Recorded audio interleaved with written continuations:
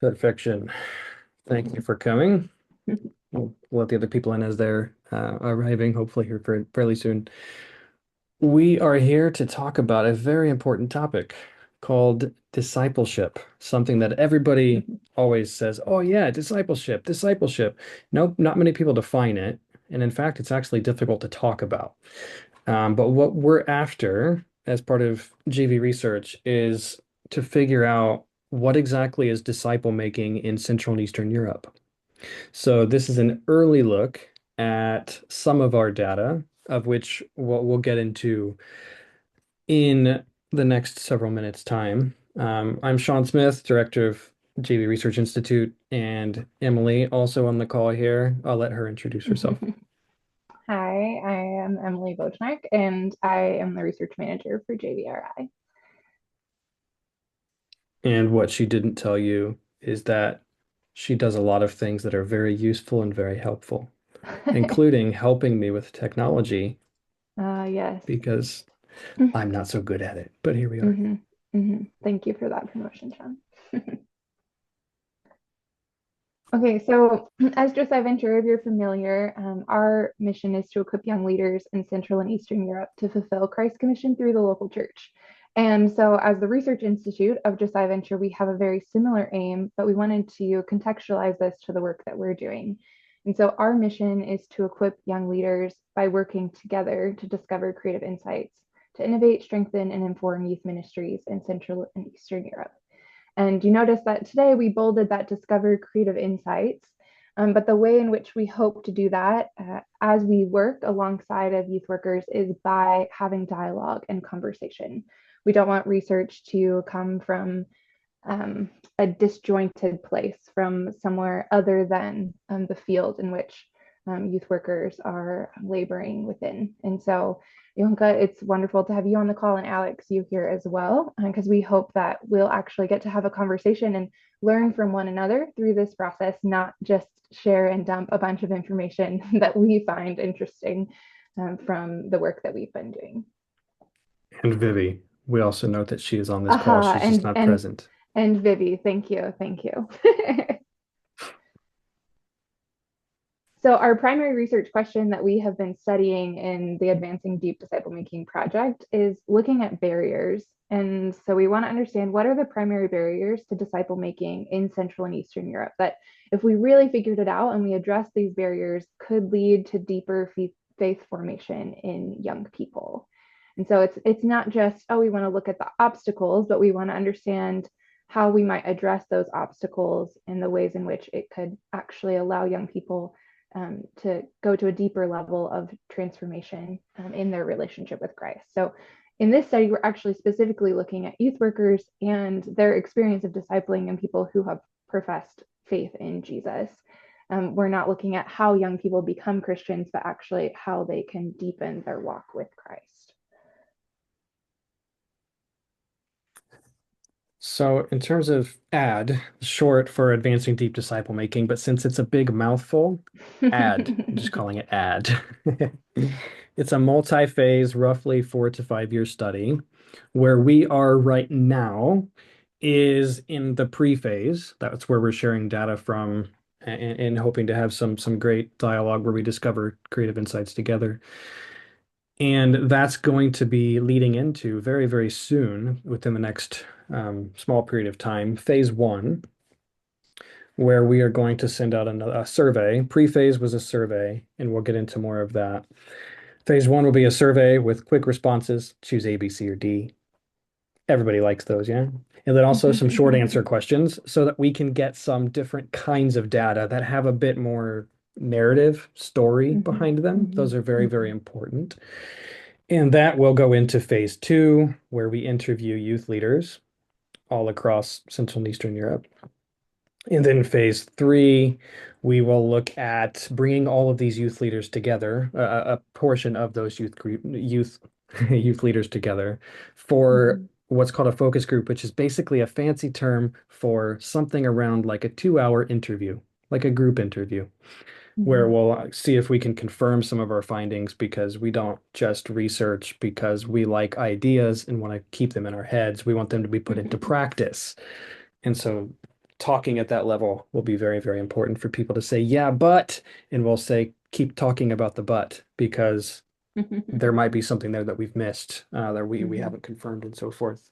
So mhm. that's where research is about people. I always say this, and it truly is because it doesn't happen without dialogue with others. Where we are specifically, again, is the pre-phase.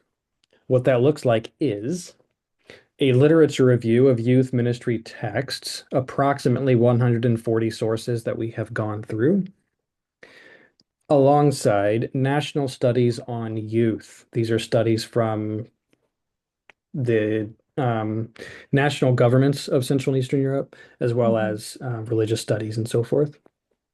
We compiled about 320 studies from 18 countries. And then we also conducted an initial survey of youth workers where we obtained 303 responses. And what we're doing now is, in some sense, putting all of this stuff together. And that's what we take into phase one to narrow down the survey and then work to interview after that.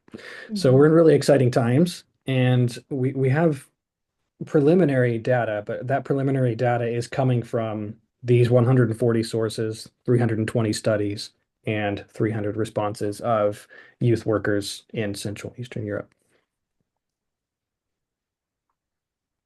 So you'll notice some pictures on the screen, and this is just to give you a kind of an understanding of why these three sources and what we're hoping to gain from them.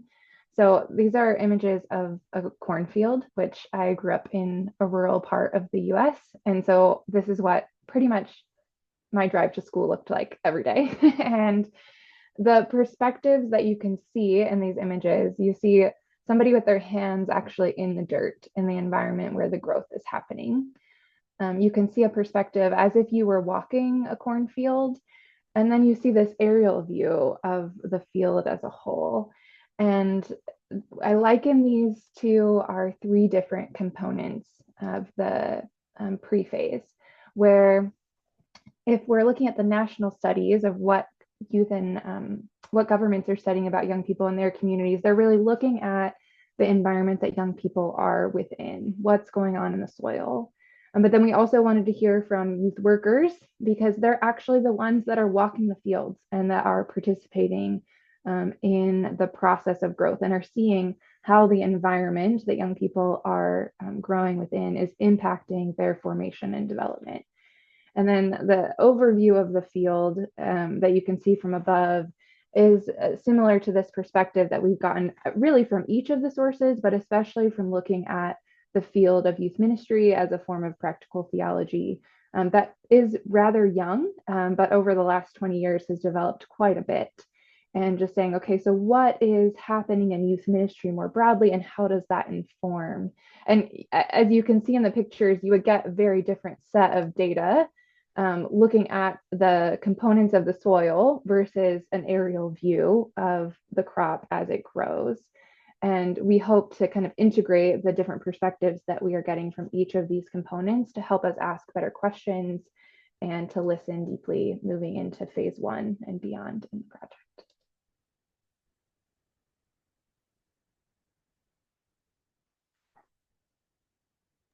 Sorry, I was on mute. These are our learning goals for today. We want to have some discussion around our data, of course. So dialogue about early insights to learn from one another, as well as to consider one step towards building personal faith resilience. And we'll talk about the idea and word of resilience in due course. But to consider one step towards building personal faith resilience as a leader, as a form of a takeaway, something that you can use more Mm-hmm. directly coming out of this seminar. Mm-hmm. And so through each component, we're going to talk about actually each part of the pre-phase, so the national studies and the survey of the youth workers and the youth ministry literature review. And as we do that, we want to pause after each section and hear from you. So this is where the reflective dialogue comes in, where we do really want to learn from your experience and what your initial perceptions or questions are about this. So there are three questions that just want you to be able to hold in your mind as you're hearing this information. What resonates with your experience where you're like, yes, completely true. I definitely have experienced that. The second one is, what does this make you curious about?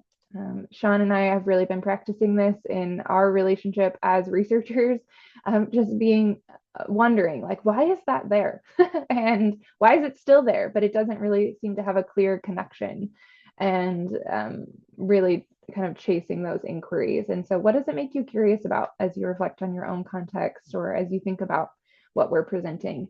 And then the best learning happens when questions are formed. And so sometimes I think in a classroom environment or in a seminar, asking a question can be like, oh, maybe I didn't understand. But it actually deepens our learning and our formation. And so we welcome those and would love to hear what questions come up for you as you're hearing us talk about these things. The reality is that Sean and I have been really deep in this for a while. And so there might be some things that feel very intuitive to us that as Alex listens, he's like, that, what? Can you say that again or talk more about that? And so please, because we want our research and our findings to be accessible and connect with youth workers, the questions that you raise, even in how we're talking about it, really help us to hone what we're doing.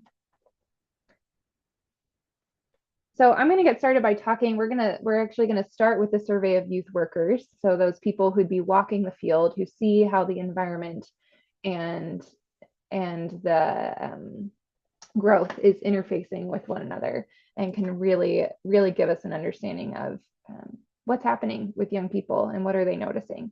And so who is working with youth? And we have some descriptions of who's there.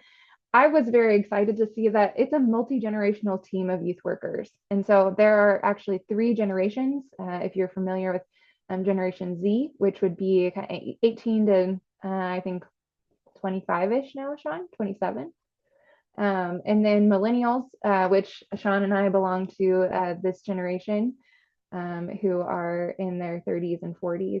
And then Generation X above us, who are in their 40s and 50s primarily.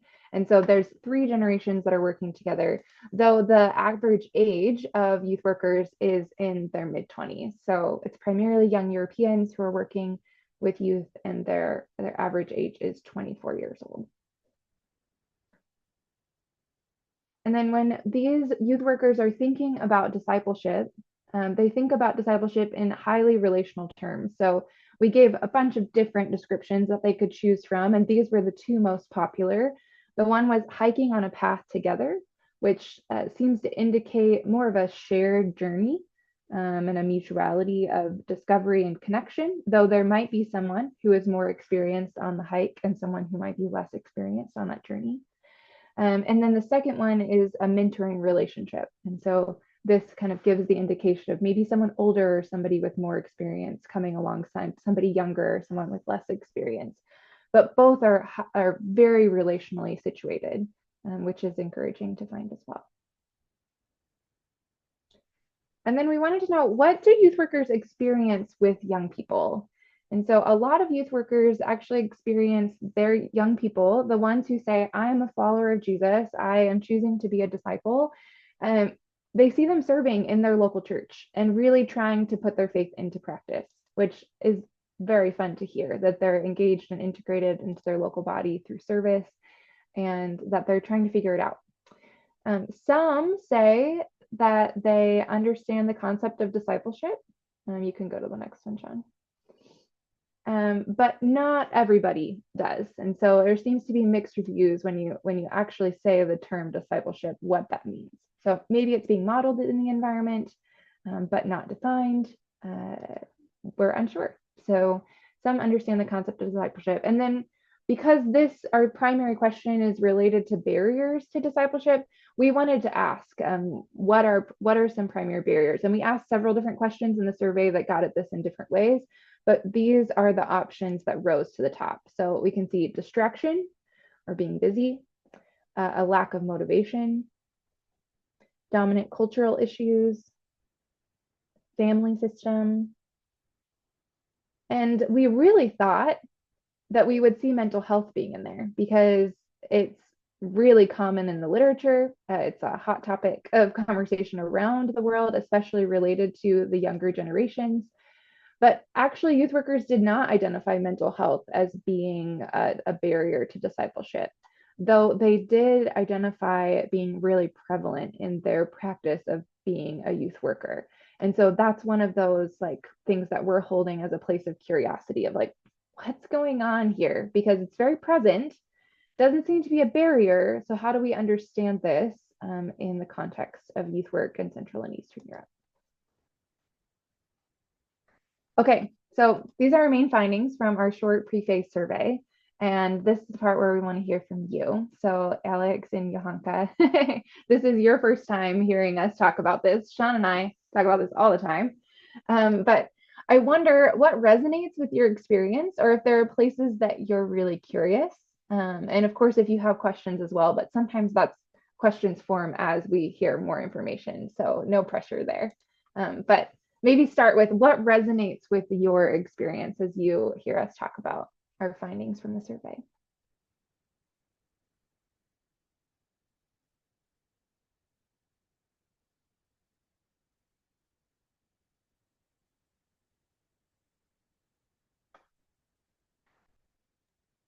Yeah, I've definitely seen distraction as a barrier, like in Mm, discipleship. Like I keep hearing, well, like a bunch of people in our youth group, like they say, mm, "Oh, I want to study the word, for example, mm, uh, and I know I should. I know why it's good. It's just when I get to it, I can't really focus, and I mm, keep getting distracted, and then." mm, Several minutes pass and they realize, oh, I need to do something else now, but I didn't really get anything out mm, of mhm, out of the time trying mhm, to read the Bible. Um, mhm, mm, so yeah, I think that's something I resonate with, and also busyness. Like I feel like there's just so much to do, or there's so many opportunities for young people nowadays. Like they can take this kind of course online or in their city, and then there's a sports club, and then when they finally have free time, they get distracted, and then usually distracted by technology, and that I feel like makes them feel busy as well when they actually are doing something online. So Oh, I like what you said there at the end. It makes them feel busy. I think the presence of technology makes them feel busy, even if maybe the reality is that they actually do have more time. Well, I think I've experienced that personally. Just like I just was on my phone too much today. I wasn't actually busy. Oh, those are awesome insights. Thanks, Alex. Yonka, what comes to mind for you? What resonates? I definitely resonate with dealing with a lot of kids who have mental health challenges.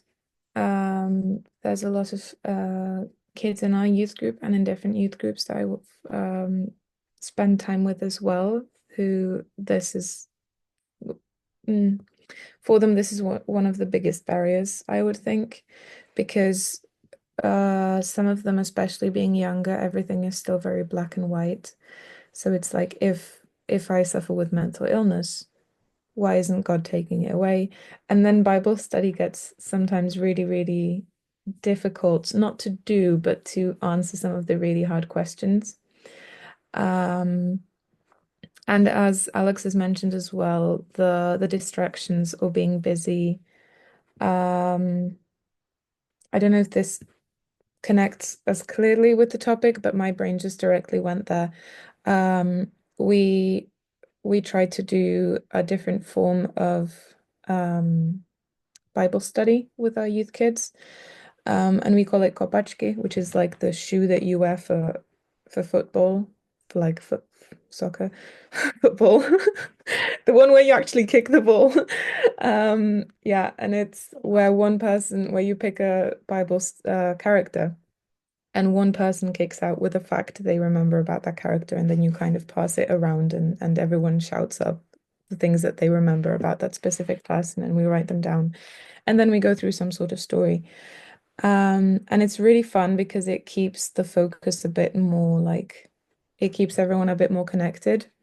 What's a struggle there though is then keeping everyone at a healthy level of having fun with it, because then to keep it entertaining, and because there's no screens and because there's no sounds, and it's just us speaking, sometimes it does get um jokes that need to be stopped at some point, because it's just this trying to make everything so fun that it's like insulting in ways. So that's something I also learned at Tyler's seminar, about also knowing, like, setting good foundations and also knowing when to kind of calm the kids down again. But yeah, distractions and mental health resonated with me most, I think.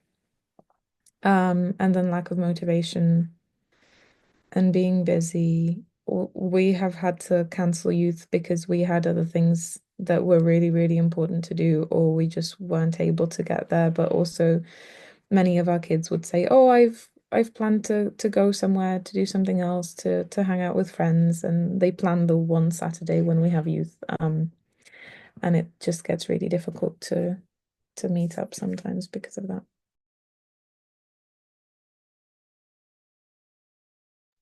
So it sounds like Yeah. it's both the schedule of the youth worker and also the schedule of the kids. Like it's busyness that comes in both ways, not just with students. Uh-huh. Yeah, and also our church is pretty far away from where we live, so it's like Mm-hmm. 40 kilometers away from where we are. Mm-hmm. And the kids also, only one of them actually lives in the town where the church is, so trying to Uh-huh. get everyone to the Yeah, spot yeah. is really That is difficult to a plan as yeah, well. yeah, yeah. That makes a lot of sense. That makes a lot of sense. So there's some geographical barriers to gathering together. Yeah, great. Thank you both for your reflections there. That was really lovely, and it actually echoes a lot of maybe hunches that we've had, or how we've integrated our Sean and I our own experience working with young people in the context that we've served with what we're finding out. Sean, is there anything you want to add to this part before I move into looking at the national studies and our key findings there? No, I think we'll let things unfold here in further conversation for later, but maybe we'll poke on some things that are interesting. Yeah, I think so. This is Sean's favorite part of the research process, is actually bringing findings before people. And then his brain just almost explodes when he hears other people interacting with what we're finding, because it's like, it's very fun and stimulating environment. So if he looks very excited, but he's not saying anything, that's why he's in his prime element right now. This is I feel honored. Thank you. Yes. Okay, There's something so I'm curious about though. oh Um, yeah.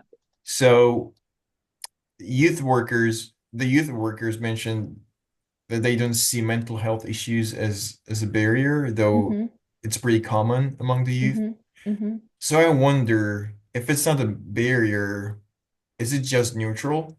Which I doubt. mm, But does it act as a sort of maybe a springboard for discipleship? huh. And that's something I that actually draws the young people to churches, youth groups, and mentoring Uh-huh, relationships, or uh-huh, not? Like, uh-huh. yeah, what role does Well, yeah. do those issues actually play in discipleship? the the thing is to bring in I think I'm representing this 100% right. But I don't have the survey results right in front of me. There were around 89 people in a question where we said, "What mental health issues have you experienced with young people?" In other words, it's been bad enough that you've actually dealt with it in your youth ministry in the last 12 months.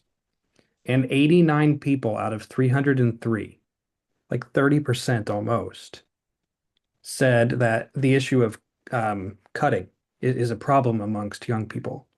So that was just one thing amongst many. That was actually one of the lower ranked ones, but it's a more Mhm. significant challenge of self-harm. And I think that shows that actually there is something happening, so much so that I'm hoping to bring in somebody who I know who's an expert to talk about that into this fall, because that's just a piece of data that I go, this is hard. and we need to, how can we engage more conversation there? So I hope that I can get that person to come because I think it'd be immensely beneficial. Um, I think what we're seeing though is that if you think surface level, think of an iceberg. You see a little bit on the top and then you don't see what's below the surface. I think what we're seeing is that the mental health challenges are below the surface. It's not that they're not there, they're actually a problem, but it's harder to see them. It's harder to actually get to them because you see the top first. And the top is people are getting distracted. And so when this would be a too in depth perhaps for now, but in terms of psychological nature of people who take a survey, I wonder if in conjunction of having seen other questions prior and then coming to this one, if people were weighing in their mind, oh, well, distraction's a bigger issue. And so what we saw were the most immediately pressing issues. It's not that the other things are not barriers, it's just that they're not the most felt need right now. Deal with the symptom first, and then we can get to the other stuff later. That's what I wonder if what we're seeing. But yeah, Emily, you can. Yeah, I like the way that you framed that question, Alex, of like what role does mental health play in discipleship? Because I do wonder, with some of the musings that you were saying, if in some situations it actually does act as a barrier. Like Johanka was saying, like I have this struggle and it's not going away, and it impacts how I feel about how God sees me or my relationship with God. But if in other situations it actually creates a challenge that allows them to reach out and to engage in community. Yeah, I I didn't struggle with mental health specifically as a high school student, but it was very present within my family. And it actually did push me. Like I had one of my parents struggled with depression pretty severely when I was in high school. And the presence of mental health issues in my home actually pushed me into my local church community more deeply. And I received much stronger mentorship in that season of my formation than my sisters did when they were in high school because it wasn't as prevalent within our home. So I do wonder, yeah, if there are actually places where it operates as an agent of formation in some way, which kind of feels backwards. But this is why you can only get so much out of a quantitative survey because of what Sean was describing of how, oh, well, I'm just ranking what's most, present.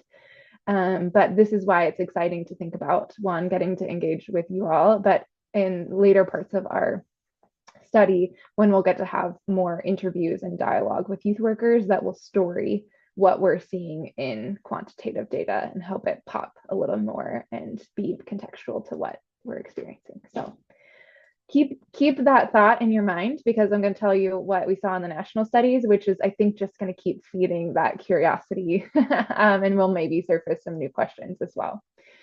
So the first thing, surprise, surprise, that we found in the national studies on youth was mental health. This was the highest concentration of studies out of the more than 300 that were brought to us by national youth workers from 18 countries. Mental health and how that impacts the wellness of a young person was the most prevalent. But what jumped out to us, and that is relevant for thinking about discipleship, especially, is that there was a combination of internal and external factors that impact a young person's mental health. And so on the internal components, you can keep going, Sean, on the slide. So these relate more to a person's thoughts, values, and beliefs. It also can be like a skill set or a coping mechanism that they have learned to use to mediate or deal with mental health issues. So these are some positive ones that are listed here as examples that came out in the survey. Things like self-compassion, having an intrinsic motivation, a sense of confidence. But of course, when you're thinking about internal factors impacting mental health, if you're working with young people, like Johanka, you're probably thinking about social anxiety, like poor sense of self or like self-esteem. Like there's probably the ones that you're interfacing with more because they rise to the level of challenge are ones that negatively impact a young person's mental health. So those are some internal factors. And then the external factors are actually kind of zooming out and saying, what's happening in their social environment, like their family system or their neighborhood. What's happening actually in just the broader environment as a whole. Things like uh, economic crises or environmental issues or things that young people may be concerned about that are happening within their context. So some that showed up in the studies were talking about relationships, all different kinds, like peer relationships, family relationships, and what's happening in their neighborhood, school system, which makes sense with that being such a big part of a young person's life and development, was a place that this showed up as well. And then you can keep going, Sean. So just a question to hold. We won't necessarily answer this right now, but it may be one that you want to talk about or think more on later as you're processing this information is, what are some of the internal or external factors you notice that influence a young person's mental health? And I think often we can think about those in a place of deficit, and it's good to acknowledge here are some things that would be barriers or challenges, but mental health exists on a continuum. And so also seeing things that can be resources or positive influences to mental health can help you kind of do the dance of what we're doing in the ad project, to saying not just what are the barriers, but actually also what is the path forward in improving or supporting a young person's mental health. The next one that we saw in the national studies is the centrality of the family system to a young person's development. This is just their primary social environment, especially when they're still in their home and living with parents or caregivers, that the family really impacts their development and their formation, but especially parental relationships. And so a question that this caused us to ask and that we offer to you as well is just to think about, what is your relationship like with family members of students in your ministry? And then a second question would be, keep going, John. How have you seen families support a young person's spiritual growth? So there were actually studies that were not just Christian in origin, but also other religious groups, looking at how the family system, their practice of faith and spirituality impacts the religiosity of the young person, and what are some common components that actually allow them to adapt to those practices and integrate them into their own life and value system. And so families can be really instrumental in that process of formation and growth. But as we saw in the survey, they were also identified as a barrier. And so it's like, okay, what's going on here? Where we can see these two kind of competing things. The next one that we noticed popping up, and it does tie to the previous two, is this idea of social support. So we're looking at young people primarily in their family system. This, like, there's a whole other network of relationships that support their development. And so social support we're just defining as the relationships and resources that help a young person to develop and grow. And we can see some examples where mentoring and athletics were mentioned really positively. There are also many studies done on COVID and looking at how there were some adverse effects to COVID where young people, their social support systems were removed, like lack of access to their peers and the ways in which that caused increased mental health issues. But when we think about a young person, just thinking about it from more of a positive space of what are the relationships and resources that help young people thrive in your community. Sometimes when you're a youth worker, those other things like athletics or school clubs, they feel like competing forces for their energy and attention. How do we actually see the young person holistically and say what's really contributing to their flourishing, to their goodness? But then the second question is, are there gaps? Like, and where are the gaps where social support is needed for young people? One that I have some awareness from some of my peers in different countries in Central and Eastern Europe is that, yeah, mental health is an issue, but the actual access to resources around mental health is pretty low. And so that's kind of a gap where there could be more social support that's needed in the community, but ways to get that can be difficult. And so that helps us to see and maybe even as a youth worker, where there might be felt needs of young people in your community and how the local church could be a part of engaging those felt needs. And then the last topic, and of course, we asked people for specifically for religious studies and church-based studies when we were asking youth workers to look and say what's being researched. So this may be prominent simply because of the nature of our study and what we were asking people to look for in academic studies. But religion did factor really largely. It wasn't seen as much in government published studies, but in other academic literature, it was very much central. And religion also has the possibility of providing a network of resources and relationships that can holistically support a young person's growth. And so the question I would offer you as a youth worker is, what's present in my local church that could nourish the formation of youth? Sometimes we get really locked in on the concept of youth ministry and what we're doing contextually, developmentally for a specific group of students. But actually, the larger body, we all have gifts, and there's multi-generational impact of disciple making when the whole church can be engaged in supporting the formation of young people. So, are there resources that maybe they're already strong and that you're seeing them, but maybe are kind of untapped and would be a part of helping a young person to grow in their faith? Okay, so we're back at that reflective dialogue piece. You heard me talk a lot, and I want to hear from you. What resonates with your experience from this? What does it make you curious about? Are there questions that came up as you were hearing me talk about these key findings from the national study?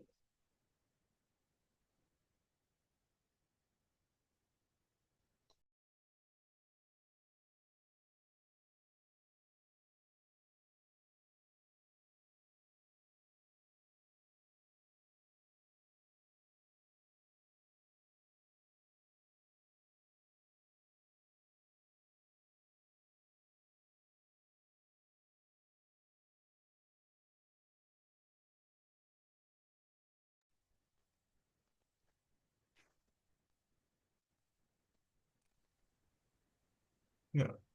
Something I'm wondering about is it's like how, for example, globalization or or technological advancement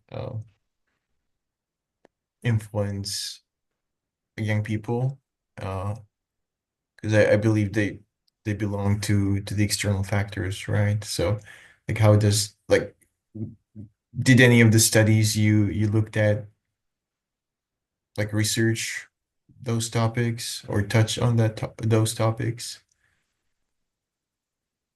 Um, yeah. Yeah, that's a really good question, Alex. I did not specifically see the theme of globalization in the literature, but definitely when you're talking about generational research, that is something that people are paying attention to and saying the younger generations, regardless of what culture they belong to, are actually a lot more similar than they are different because of the common influence of technology in their formation or the access to information. So you're on to something there. It didn't show up specifically in the national studies. They Mhm. were much more focused on what was happening within their specific country's context. And so that it did seem that there was a much narrower lens in terms of the Mhm. work being done. But I think that that would, in pretty much any of the studies, that would be a really excellent next question. Saying, okay, if you were going to take any of the research forward, how do you then say, how does this dialogue with what's actually happening globally? So, yeah, I do wish there was more present in the national studies on that because it is really important as we think about youth work. There's a small faction in youth ministry texts that deal with globalization. Um, it's not national studies, of course, but those are more focused nationally, and it's almost a second thought to go, how does this relate to those around us? Maybe regional, but global. it gets into a different segment of research. That's probably why it's not seen like Emily was saying. In some ways, though, we see distraction and busyness. What's one form of that externally? Technology. That's a global thing. So there is a felt nature to some of these things. How is it actually felt in Central and Eastern Europe in a different way than otherwise? I don't know. But I do know that there's a lot of people in Lithuania who use Gen Z terminologies all the time. Riz and all of those words. Um, Thank you that I for showing us the depth of your Gen Z language. Well, there's more, but I know that Gen Z also does not like the fact that you try to use that language, and just I'm just not trying to, because that's what it seems like they appreciate.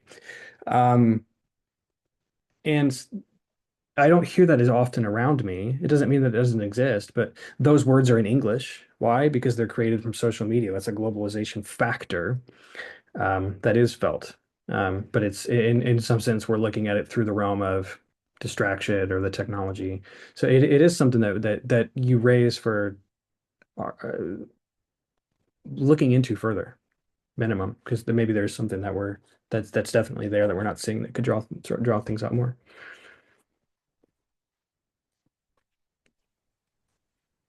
Johanka, what does this have you thinking about? Either related to Alex's question or something from your own experience. I have a question like gnawing at my brain, but I don't know if I will be able to formulate it right. Okay, Mm. I go for it. apologize in advance. Um, but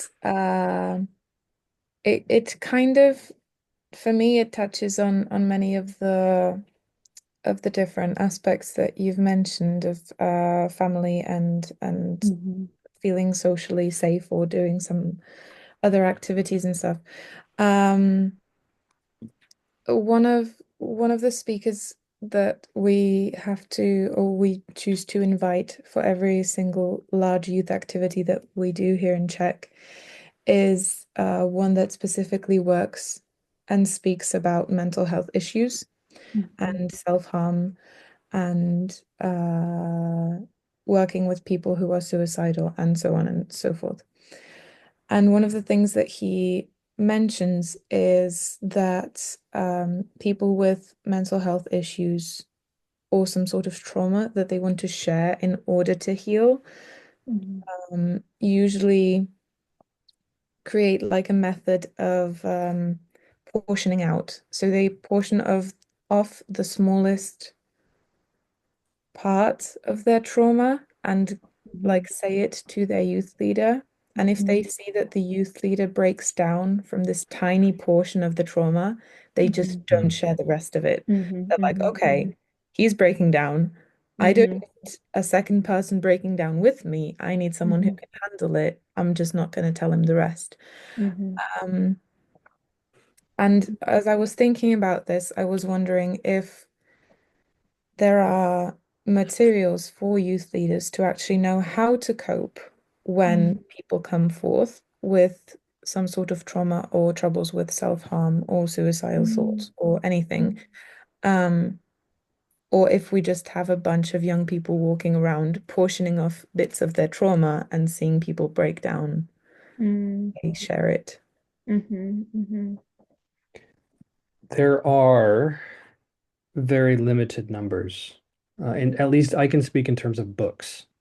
I know of two or three. I Mhm. personally know one author who's written on the notion of dealing with trauma in youth ministry. Um, in terms of tools and resources, Mhm. I'm not aware of them, but that doesn't mean they don't exist. I'm sure they do. Yeah. Um, but in terms of just publications in the youth ministry realm, there's not Mhm. a lot, but that's kind of a factor. It's not surprising. The field of um, trauma theology, if you knew that existed, it does. It's a very Mhm. young field. It hasn't been around for a terribly long time. But that's where you get things like pastoral and spiritual abuse. Those kinds of things are trauma-informed theology. I Mhm. know a number of people right now who are in active engagement at PhD level and beyond for trauma-informed things in the church. Mhm. Mhm. But I don't know of anybody that's dealing with the same thing for young people in the church. Mhm. Mhm.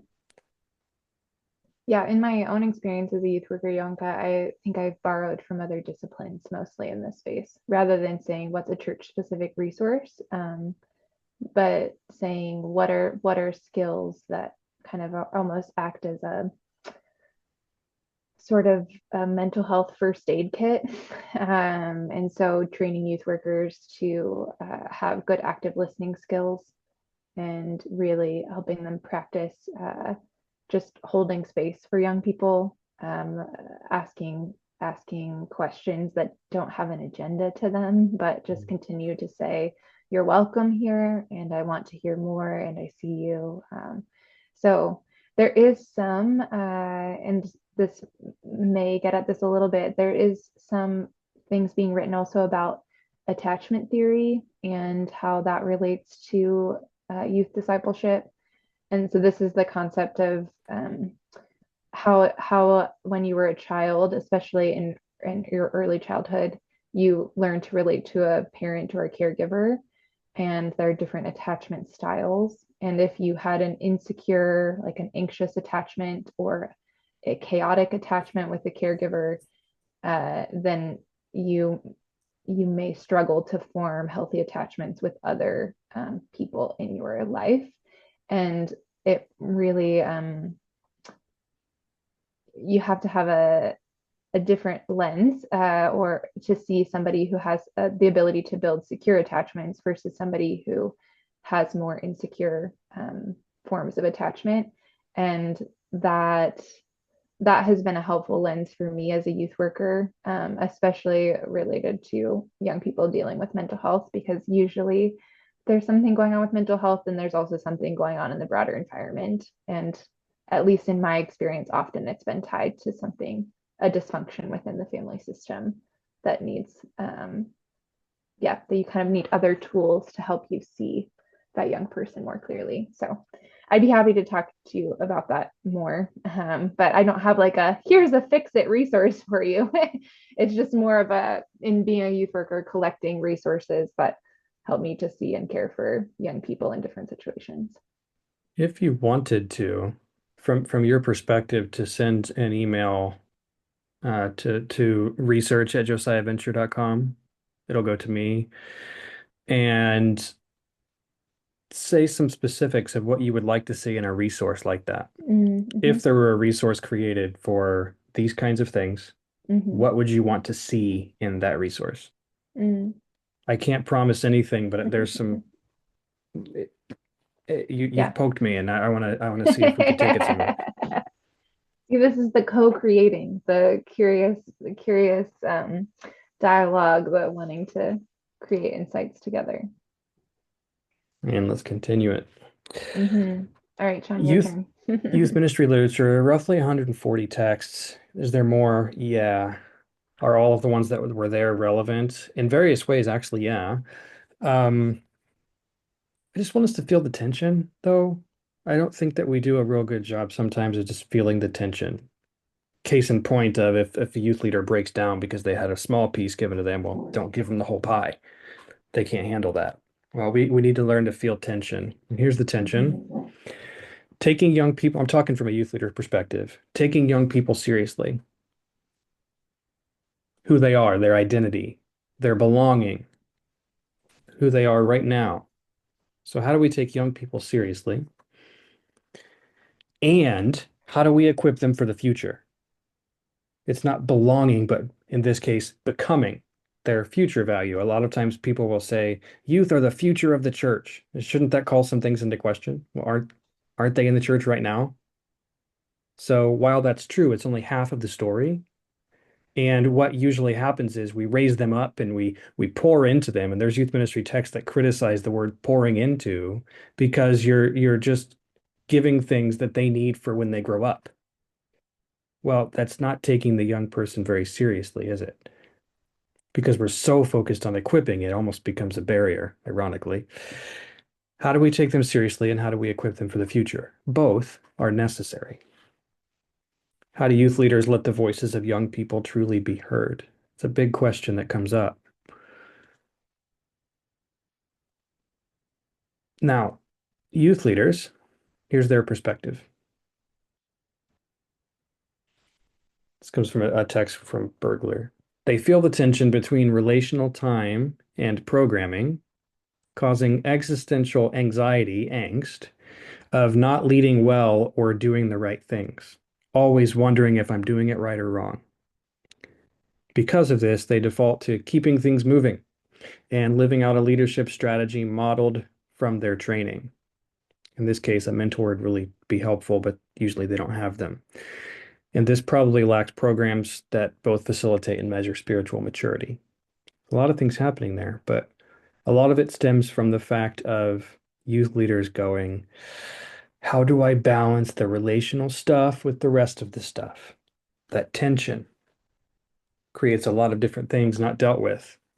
Existential angst just goes into keeping the program moving instead of other things, and maybe we're missing the value of young people. Youth, what's their perspective here?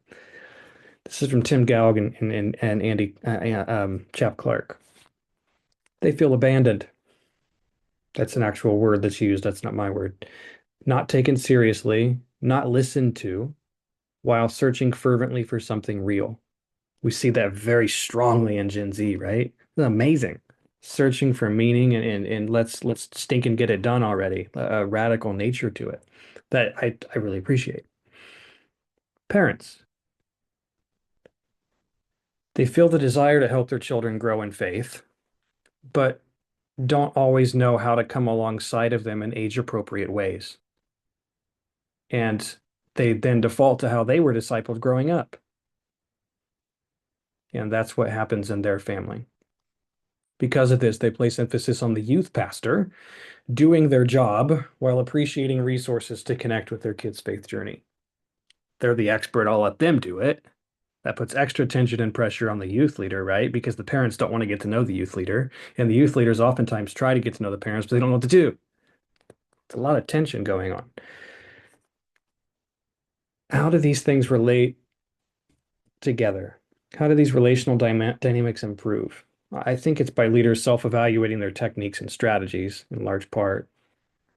Steve argues, says, well-meaning leaders desiring to promote young people to leadership positions within the church have misunderstood this concept, thinking that if they gave the leadership keys, I think he's referencing here a book called Growing Young, to young leaders, they would keep leading church just like their predecessors. I'll just give them the keys and I'll let them do it and expect that they're just going to do it like I do it and forget that, well, they're young people, they're part of a different world, and they're going to input these things. And that's somehow seen as a threat. Again, there's a tension there of how do we take seriously the agency, the who young people are, instead of just telling them who they need to be and so forth.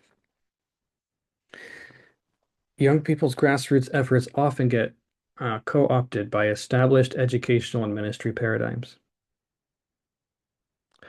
Young person, I'm happy you told me that, but I don't know what to do with that. So we're just going to do things according to what the experts said worked. Well, a lot of those books were written 30 years ago. Doesn't mean they have no value, but it does lead to youth feeling abandoned and not being seen.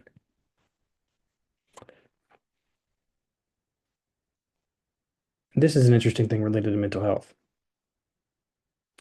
Youth work is about people, not programs or structures. Mark Ashton.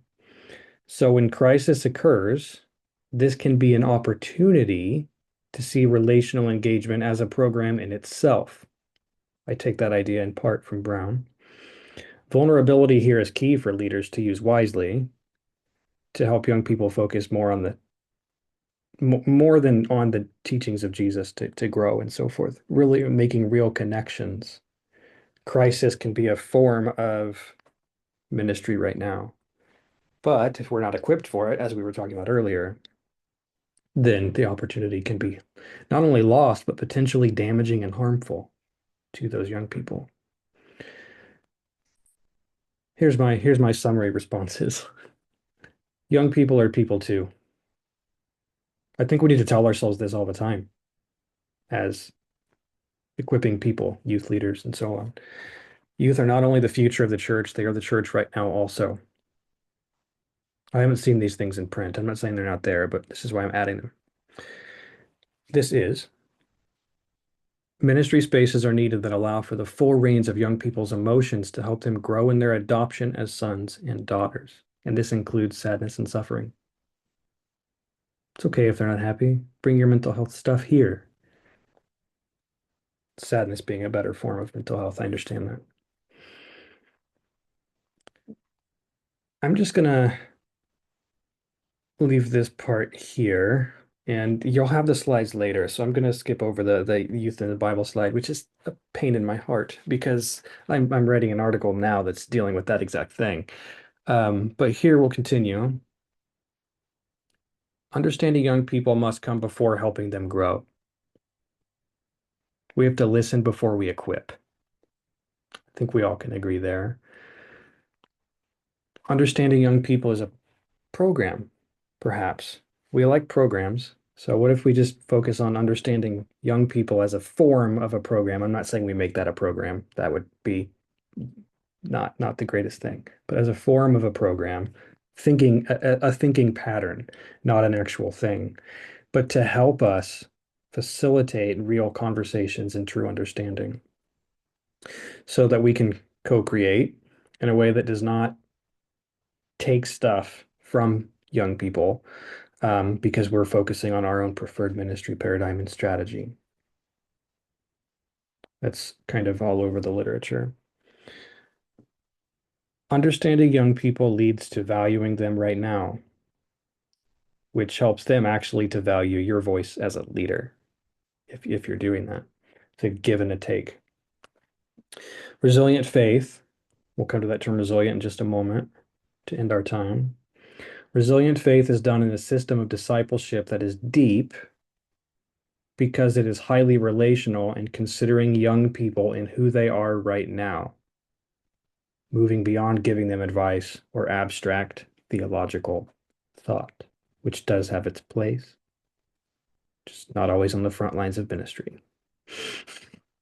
Its impact is felt there, but it shouldn't always be talked about in the same way. Um, this idea of resilience, we're gonna come to, and we'll wrap this slide here into the next part. So if you have questions, bring those in as well. But otherwise, we will introduce one more thing,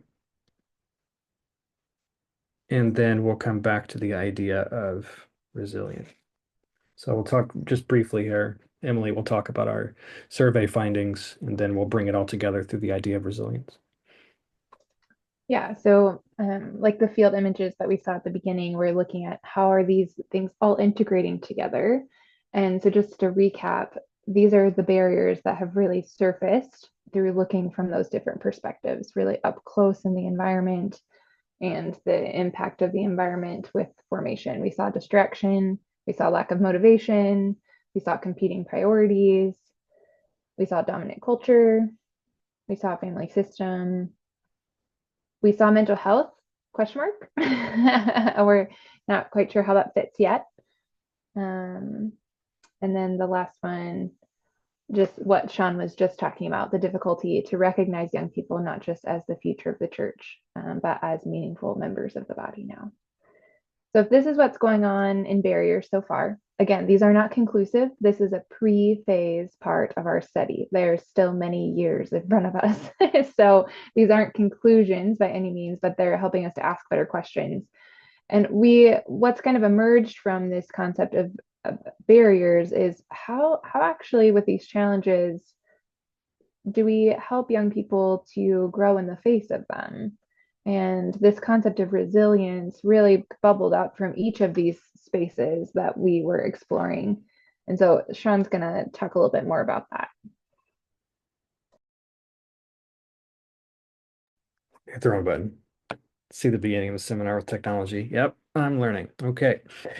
The idea of resilience it's actually a young term. It's not been around for a really, really long time.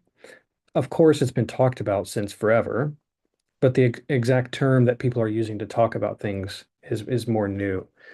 So we'll take it from Tabita Landova. She's a Czech theologian at Charles University, Protestant faculty. And she says resilience is a person's adaptive response to factors that appear, doesn't mean they are, but appear as threats to overall function and development. In other words, something appears as a threat and my body goes into anxiety mode. Is that thing an actual threat, or was that thing harmless, but it reminded me of a past thing? Well, how do I respond to that when that happens? Because it does, increasingly so, with people in general today, but young people especially. How do we help people build resilience to grow through and out of challenges? And I think beyond that, but we're going to keep it there. Adaptive response.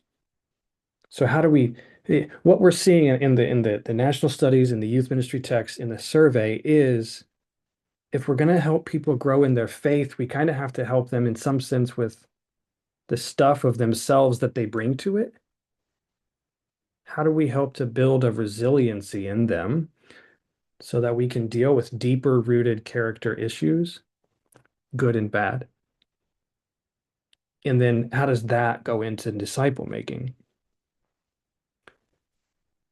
This concept of resilience and giving structures, maybe not structures so much as things to be thinking about putting into practice, play into disciple making.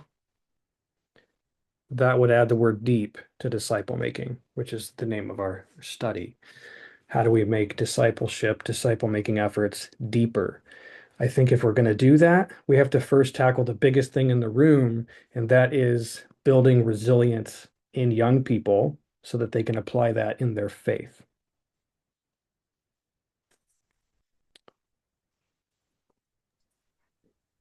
So, Johanka, I'm actually thinking about your young person who you were describing that has, in dealing with mental health challenges, is really black and white in their thinking of God. And it's like, what would it look like to actually build resiliency in that space? And really, the concept of like what makes something resilient. Like, I have a picture of a skyscraper in Warsaw, Poland, and these beautiful redwood trees from the Pacific Northwest of the US. And what makes these two structures that are quite tall so resilient to the elements that they face every day is actually their ability to adapt, to be flexible, to move. Have you ever been in the top floor of a skyscraper like during a thunderstorm? It's actually kind of freaky because you can feel it move. But it's actually that movement that it's allowing it to be stable. And the same is true for trees. Like their root systems are designed to allow for movement while still creating a sense of stability. And so what would it look like to help our young people build resilience? What would it look like, thinking, Johanka, of this young person, to help them expand their thinking about God? That's a developmental task, being black and white in your thinking. So there are some things that's very age appropriate. But how in that do we meet them there and say, how do we help them to be adaptive, to be flexible, and for that to actually be a place of strength and resiliency within their faith? So these are two images that came to mind. And perhaps for you, there are other words or pictures that come to mind as you hear Sean and I talk about resilience. But I want to ask this next question. So we're coming to the end of our time here. If you can't tell, we're like had so much fun talking with you at the beginning that we're moving things along a little more quickly than we'd want to at the end. But we would just want to ask the question, what is an example from your own life where you faced a challenge and you've grown in your own faith as a result? So if we're going to talk about this idea of resiliency, it's important that we can recognize and see it in our own lives and not just want that for our young people that we're walking alongside. So there's a picture of me on the screen here. And this is a picture with my parents at my college graduation. I trained for ministry at a school in Chicago. But what this picture doesn't show you is that my parents were pretty against, I will say that kindly, me training for ministry.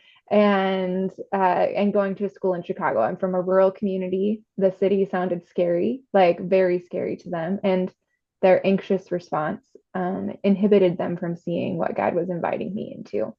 And so it was the first time in my life where I really made a decision, a big decision about my future, apart from the support of my parents.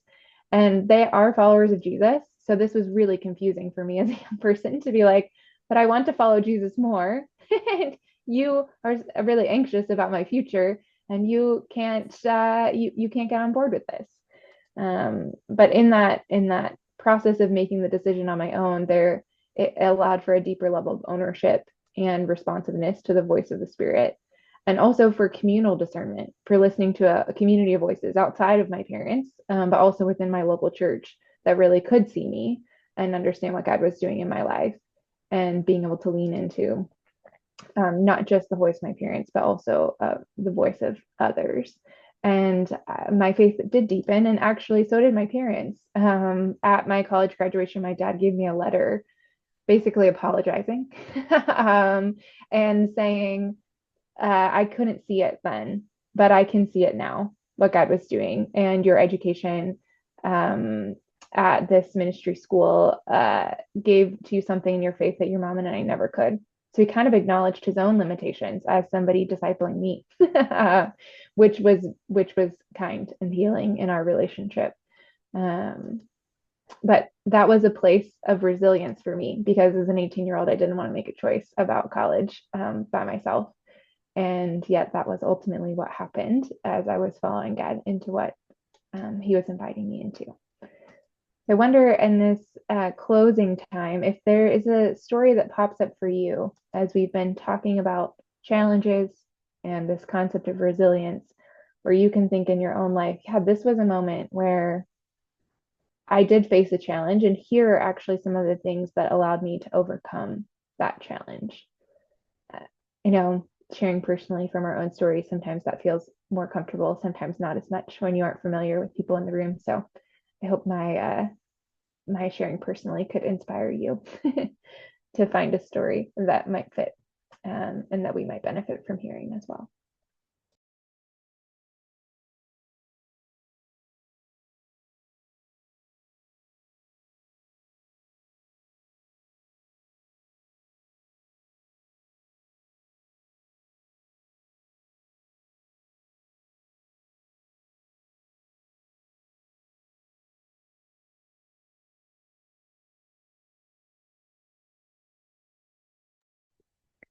Um, I One thing that I was thinking about when you started sharing your story was I grew up in church basically, but I think Billy Graham used to say being raised in church doesn't make you a Christian, just as being born in a garage doesn't make you a car. And it was a really one of the most difficult lessons for me was understanding the difference between people in church can say things and it doesn't make it scripture.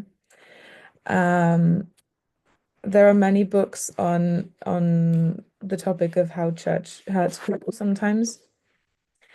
And I don't think that in most cases it has to necessarily be the intention of the person to actually hurt someone else, but just saying things can sometimes be very painful. And I was very hurt by many, many people who just said things without thinking.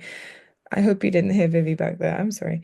But even though I don't think that any of those people ever came forth, as you shared, Emily, where your dad gave you a letter for and apologized, I found that um, I didn't need it from people at that point. I didn't need them to apologize because I realized, yeah, that we are all people and we all say things that are stupid sometimes, and that doesn't make them scripture.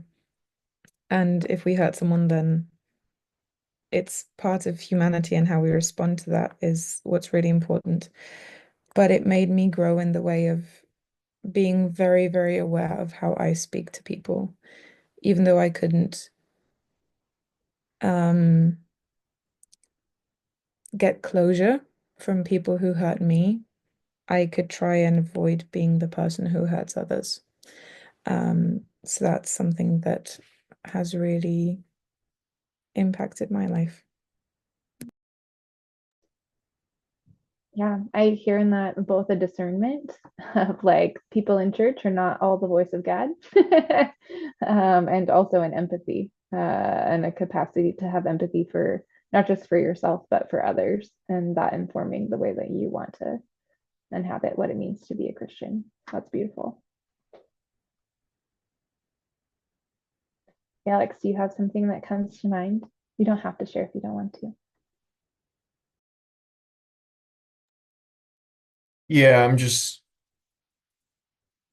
wondering what the like specific results were so that it's not just so vague in general. Um, I guess my first years of being Christian and like starting to take faith more seriously, like praying more regularly and reading the Bible every day, even waking up early so that I can read the Bible before I go to school. Like during those years, there were various moments when I guess we could say my family was a barrier to my discipleship. Like I remember vividly this one morning, I woke up pretty early to read the Bible, went to our living room, and then suddenly out of nowhere, my my sister like stormed into the room and was like, "What are you doing here? Like so early?" And when she learned what I was doing there, she didn't like it, and she made like yeah, she made the remarks like, "Oh, like you're going nuts, like you're taking it too seriously." And so there were moments like these or like this one, uh, and it was a challenge, but I feel like being in community and being reminded of the importance of these things in the community and in the relationships I had in my church. I think all of that just I guess made me more determined to just do the thing I believe I need to do and to do what it takes to follow Christ.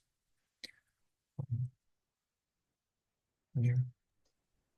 So your family didn't necessarily see or support the values that you had, but you had a community that was modeling and supporting those values, and Yeah. that allowed for that practice to yeah continue to be present in your life. Yeah. It Yeah, was mainly people at our youth group.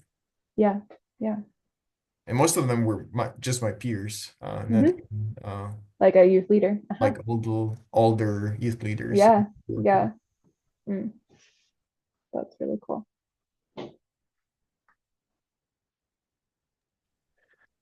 As we wrap up, we were about looking at some of our early data. I hope you do appreciate it's that all of what we're talking about now is just coming from pre-phase work. Phase one is where the real fun begins, and also where you can help us. We're going to be looking for at least 400 responses to our survey for phase one, and as many people who champion the cause as possible and say, we want results. We want to know how to create deep discipleship in our communities. Put that survey in front of people. Take it yourself. Please and thank you for when that does come Specifically out. youth You'll workers. there's a criteria that we're narrowing down the age range and looking at just youth workers and so forth. And what we're looking at taking forward is the internal external dynamic to study.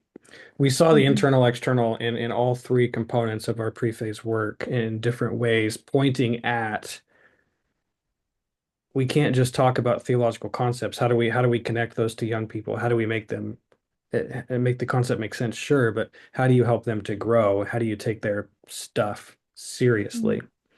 And so that's where the concept of resilience comes in. And there's some other things that we're going to be testing in that realm. In terms of more hard results, if we can say that with pre-phase work, 300 responses is statistically fine for the population we're after to be honest, around 400 would have been better, but 300 is good enough. To say with some confidence what we have, and those are mental health is not as big of a problem, but I think again, I think that's a hidden thing because the more prominent ones that people feel directly are people are busy, they're distracted, and so that impacts their motivation.